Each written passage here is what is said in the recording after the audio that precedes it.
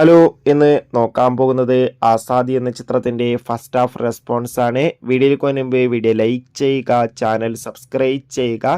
May മാസം ധാരാളം ചിത്രങ്ങൾ OTT റിലീസ് ചെയ്യും.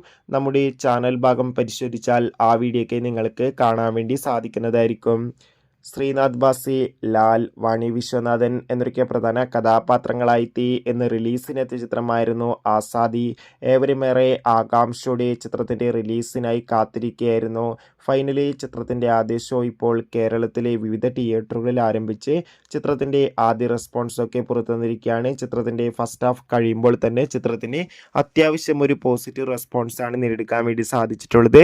ചിത്രം ഒരു ആക്ഷൻ ക്രൈം ത്രില്ലറാണെന്നും ചിത്രത്തിൽ ശ്രീനാഥ് ബാസിയുടെ മികച്ച പെർഫോമൻസ് തന്നെ കാണാൻ വേണ്ടി സാധിക്കുന്നുണ്ടെന്ന് റിപ്പോർട്ടുകൾ സൂചിപ്പിക്കുകയാണ്.